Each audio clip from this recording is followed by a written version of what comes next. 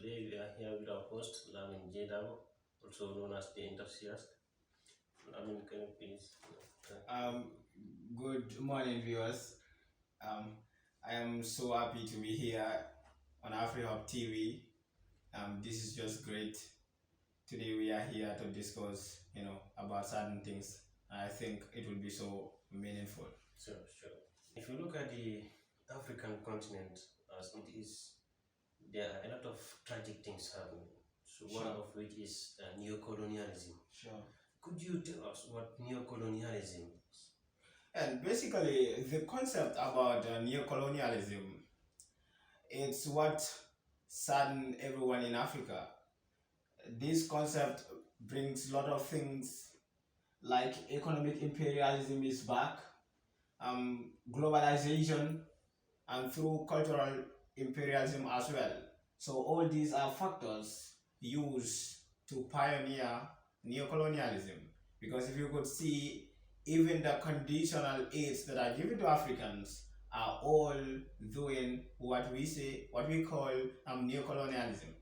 Yet we all know that in Africa here, conceptually, our concept is very new. The concept we have as Africans right now is the concept of not Africans, but it's the concept of other people. Today, if other people can come and manipulate our mind and they suppress our African minds, and I think they will control us and they will give us whatsoever thing we don't even want. This is what neocolonialism is coming to do here. So neocolonialism right now is what Africans should take control of, and we have to make sure that whatever we are doing is of not a foreign concept, but let it be an African concept. All right, that's a good point that you made. So in a nutshell, what are some of the effects of neo-colonialism on African society? Well, the effects of neocolonialism is just plenty in Africa right now.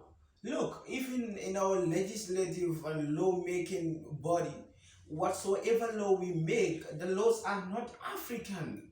We know that gone those days, African chiefs and African leaders were living here, and they rule us laws which are different from today what we are using.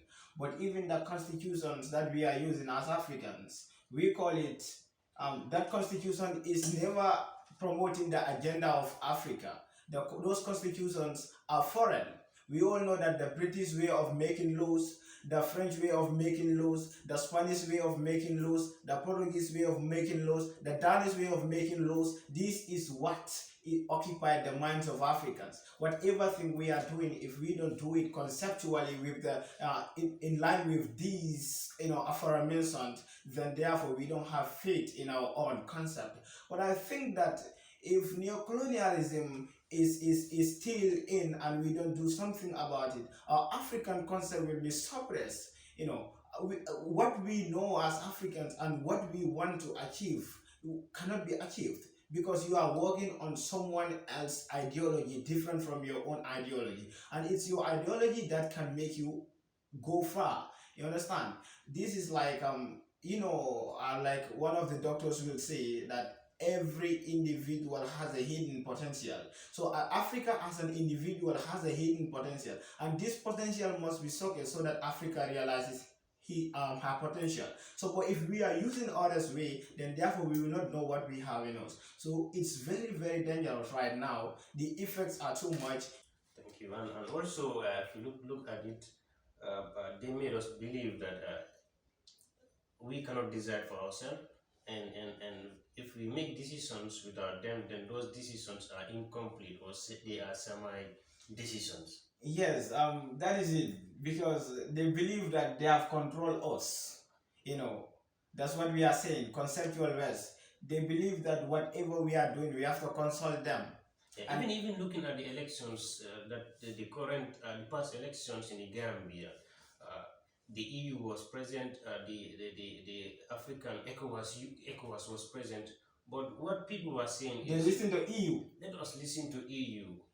Yes, because if EU doesn't, you know, talk to us about the fairness, or the accuracy, of the election. It means, This not. election is, void. Election, you understand? So, but we have ECOWAS here. We have African Union here, and these are the bodies that we are supposed to be looking up to. Instead of we are looking for ECOWAS, what have they decided? The EU, what have they decided? Instead of saying, what have the Americans decided? This is it. Because if you control someone's mind, you don't just even need to tell him to do whatsoever thing he is supposed to do. You will see him coming when you don't even tell him to come. But if you think he should come, he will come. If you think he should act, he will act. So this is it. You understand? We just don't believe ourselves. That is it. Neo-colonialism is dangerous in our African society. Like our laws are also not made in Africa. The laws in the constitution, I mean, our constitution are not African. They are made in the Western world and then brought to us. But if you look at it in essence, the African law would not be used in the Western world. We cannot formulate laws for the West to use, but they can formulate, pass it to us, and we use. Like we are consumers of what they produce. And if you look at it, most times the laws that they pass to us are not the ones they use. They don't use those laws, but to destroy the African society That is the problem, because they do everything with an agenda. And whenever these people have an agenda, their agenda is not always good for Africa. It's either their agenda is to loot Africa, or their agenda is to suppress Africans, even physically. It's so bad, because you can see like people in Francophone Africa and people in Anglophone Africa and even those in Spaniard Africa, they don't operate with the same laws. So that one itself brings confusion in our doings as Africans. Could you imagine people living in Central African Republic and people living in Gambia, or people living in Cape Verde? Those people, they are all in Africa, but they are not using the same way, but rather they are using ways with the Spanish, the English and the French. So that is what is bringing all these caves in Africa. So they will bring laws, and those laws are for the betterment of them, while they are for the detriment of African society. So we should be very mindful about this. I hope so the professors in Africa are teaching their people about this one. I hope so also our leaders also will take note that some of the issues that they are bringing are not helpful to Africa. So how can we realize this? Is that sometimes I tend to say, for example, like one of the professors may say, Africa is schizophrenic. I mean, Africa is suffering from schizophrenia. If you say schizophrenia, that is a disease that makes you not to think or not to go in line with what is happening in the society. Actually, Africa is in a sphere whereby whatsoever is happening, they are not aware of it. They think that they are equal with those people who don't have brain. And I think that is dangerous. You are living in society, you studies, the environment around you. Is that going in line with what humanity is? No. Sometimes you tend to wonder, this is what's happening here. It's a tragedy. Sure. So Africa is, in a matter of speaking, a tragic continent. So what are some of the solutions to these neo-colonial problems and effects on African society? I think right now this is something which has already infected Africans, and it has its way in our system. So what Africa needs to do right now is to control their universities and also their grassroots level. I could remember I published a writing about African universities to sign a memorandum of understanding, so that let me say a field can be introduced, which is Pan-Africanism. And if this field is introduced, it will teach Africans about various things. It will teach them, or it will make them know their sense of belonging, how Africa is worthful. It will also make the African leaders know that the longevity in power and other misappropriations and mismanagement and misleading of their people is not the way to send Africa forward, but also deteriorating Africa in terms of development and many aspects. So I think university aspect will play a key role there. And also, if you talk about grassroots, you will realize that our children, look, our children will go to nursery schools and they will be learning what the models of Westerns, and those models will not tell them that black is worthy. That will tell them that everything which is good is white, but it's not black. You understand? So when they even see black color, they tend to fear because they tell them that black is negative, black is not good. You understand? So anything which is good is what is, this is so bad. So I think grassroots level, that is, our children, we try to instill this sense of Pan-Africanism, our sense of belonging to them. I think that would be so useful. Like, if you tell your children that, corruption is bad, or maybe, neo-colonialism is what is in Africa right now, and it is not good for your future, I think those children will listen, because at that stage, they are young. Whatever you tell them, that's what they will believe.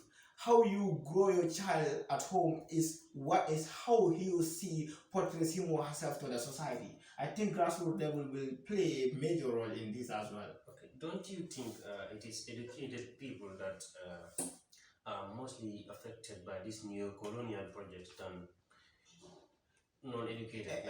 Exactly. In fact, we have educated fools right now. Those who think that they are educated, while their education doesn't even liberate these nations.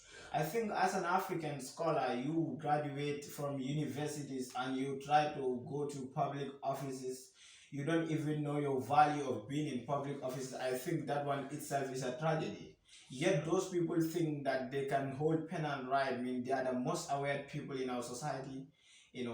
That's just the concept. But what matters is what you have for your continent.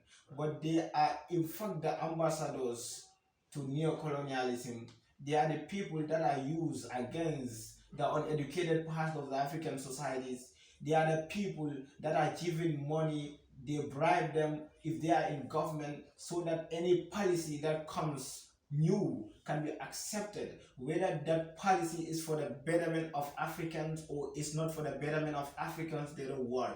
But just that individually, they only care about. So thank you, viewers. This is Afri-Hope TV. I hope you've learned a lot from my host, Lamin Jedabo. See you next week. So, say bye to the viewers. Thank you very much. I think we should do this as Africans. Every time we need to remind ourselves about who we are, and we have to tell people that truly this Africa that is what for, and this Africa that we are cherishing for. And we have to make the world know that truly with enthusiasm Africa can do in terms of development. Yet when we begin to work together in unity, and we have to achieve this so quick that people do not expect it. So all Africans are legends unless African thinks that they are not legends. And Africans can do it, and Africa will do it, and we shall do it. Thank you very much. Thank you very much.